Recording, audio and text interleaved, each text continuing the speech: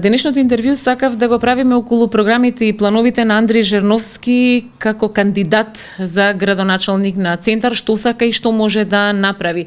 Меѓутоа, инцидентите со демолирањето на 4 штаба, како и обидот од одредени медиуми за дисквалификација, сепак се теми кои што веднаш се наметнуваат. Каков е вашиот став, вашето гледање на досегашниот тек на кампањата?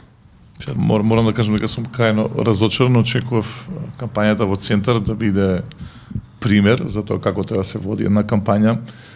Пред 4 години токму евроамбасадор ФР ја прогласи кампањата во Центар за најконструктивна, за кампања која што треба на некој начин да биде слика и прилика како треба да се водат кампањите. За жал, после 4 години имаме сосема поинаква слика. Центар станува пример обратен за тоа како не треба да се води кампања. Овие 4 демолирани штабови се крајно разочарувачки и јас можам да претпоставам кој го направи и каква е пораката, меѓутоа ниту можат мене да ме заплашат, ниту нас од коалицијата. Напротив, ваквите случувања, ваквите овој вандализам мене само уште повеќе мотивира да истрам до крај.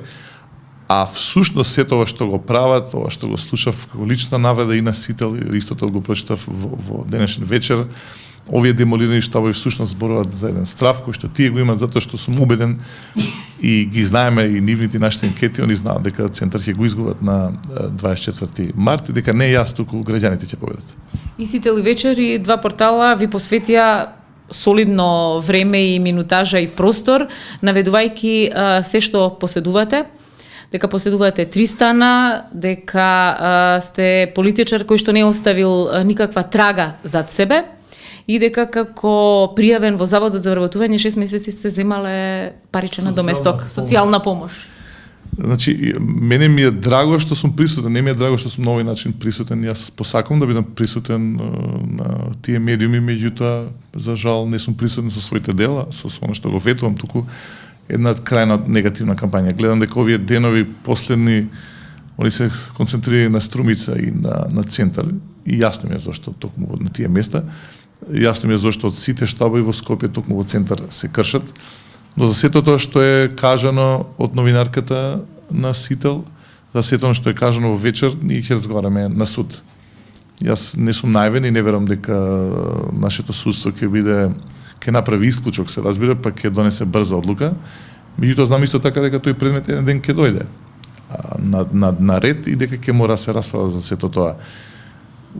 Тие лаги, тие вулканици кои што се кажани, се за мене прилично смешни. Јас денеска пред вашите колеги ја посочив насловната на вечер, во која што е набележано дека имам 2 стана.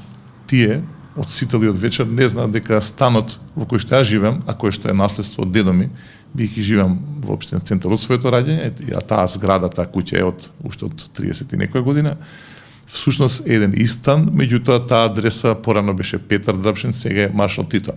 Ново желба да ме прикажат како некој политичар од типот на Аларова, типот на Тодорович, сосема ја погрешија адресата. За мене нема афери, ниту ќе има афери во идните 4 години. Мојот мандат ќе биде чесен, ќе биде чист, нема да биде како оние 13 изминати години под раководство на градоначалници на ВМРО да помене, каде што морато отворено се каже, граѓаните разговараат ако зборуваме за 2 мандата на Аларова, колку станови зела Аларова, или ако зборуваме за овој последен мандат на Тодорович, за катната гража Зебра, која што од еден објект кој што требаше да биде во сопственост и да служи на граѓаните, преку ноќ стана еден трговски комплекс во сопственост токму на мојот противкандидат Тодорович. Вие меѓу последните дознавте кој ќе ви биде против кандидат. Што мислите, што беше проблем да се избере кандидатите и дали Тодорович би беше посекуваниот против кандидат? Неколку месеци, 4-5 месеци трае анкетите на ВМРО-ДПМН или како што велат граѓаните, малтретирањето на граѓаните околу тоа кој да биде кандидат. Знаеме на листата дека беа актуелни министри, директори на јавните институции, се обидува со семејто, на крај повторно падна одлуката да оди актуелниот градоначалник.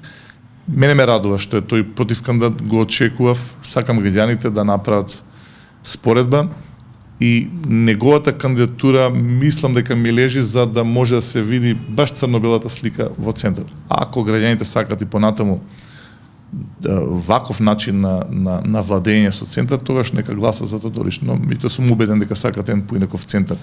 Не општина која што ќе биде античка, не општина која што ќе биде барокна, туку убеден сум дека граѓаните, знам дека граѓаните сакат една европска, една модерна општина.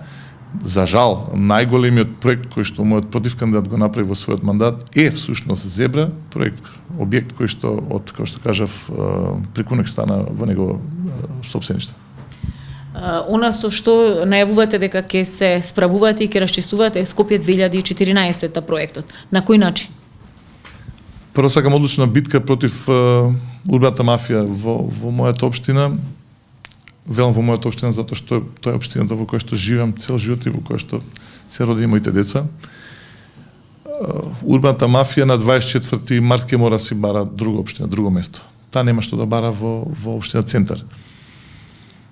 Има дилеми помеѓу граѓаните за тоа како изгледа, дали кич, дали е потребен проектот Скопје 2014. Знаеме дека најголемиот број од граѓаните, не само во центар, не само во Скопје, туку и во цела Република Македонија, не го одобруваат тој проект, но има 1% од 30%, како што реков, кои што го одобруваат.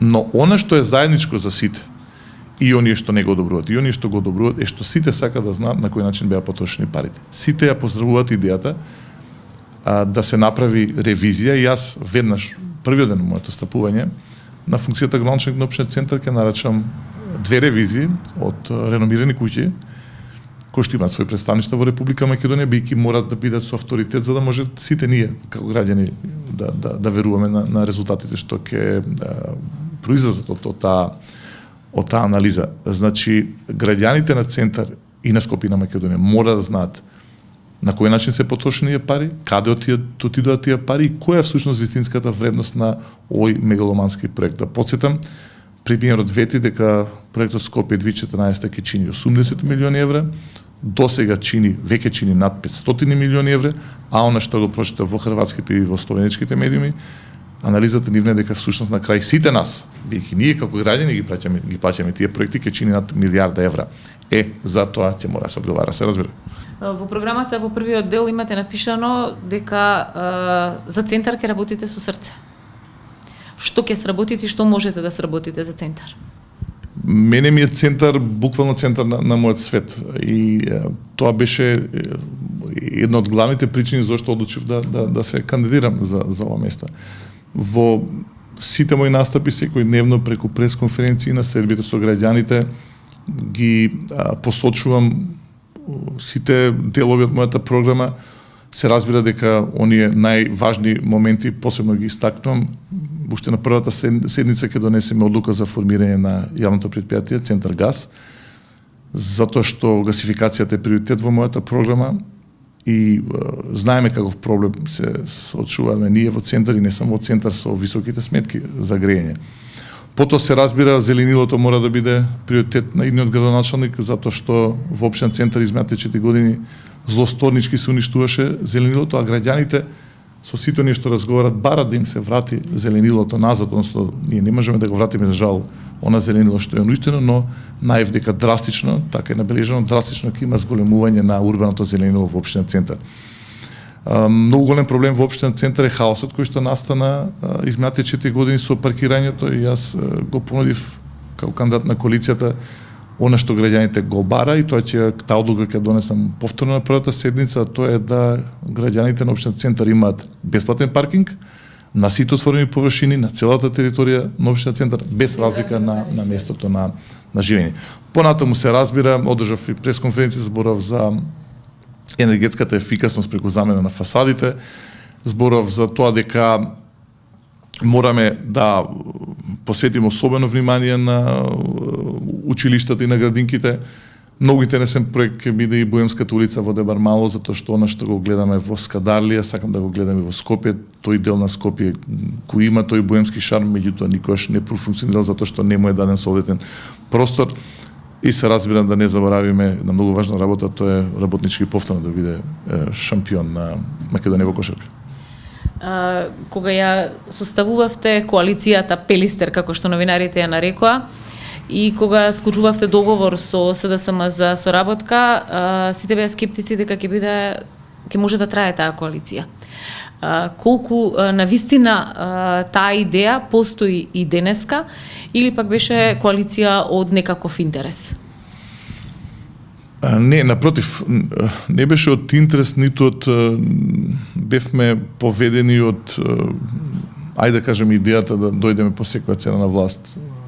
Јас прв кажав дека главен организатор на таа првична соработка помеѓу 4 политички партии, ЛДП, ВМРО, Народна партија, Достоинство, Обединети, а потоа и како блок соработката со веќе формираната опозициона коалиција на СДСМ, организатор на таа коалиција всушност беше актуелниот премиер Груевски, кој што со својата политика, со начинот на кој што ја води денеска Македонија, со уништената демократија, уништената економија, не натера буквално да седнеме на маса и да соработуваме заедно, бидејќи мораме тоа да го направиме за да дојде до промена во Република Македонија.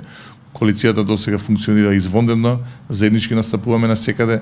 Ние немаме право, едноставно немаме право во овие тешки моменти со кои што се соочува нашата држава и што е најважно нашите граѓани, да бидеме себични и секој да влече на своја страна. Да, ние сме различни по идеологија, ние сме различни по своите платформски основи, меѓутоа има една работа која што е најбитна од сеа, тоа е Република Македонија и тоа ќе биде она со кое што ќе се залагам и она што ќе не води во оваа битка.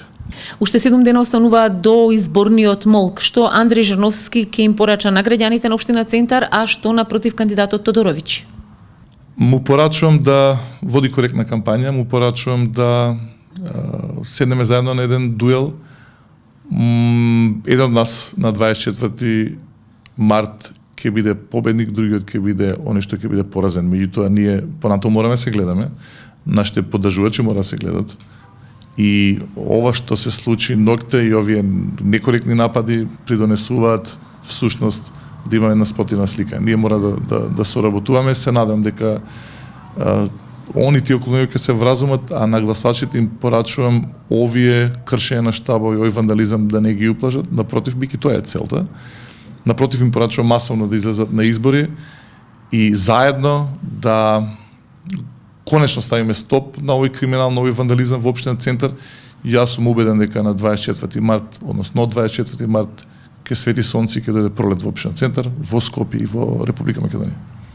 Кој на 25 март, ден по изборите, ќе го плати градоначалничкото кафе? Тодоровиќ или Жерновски?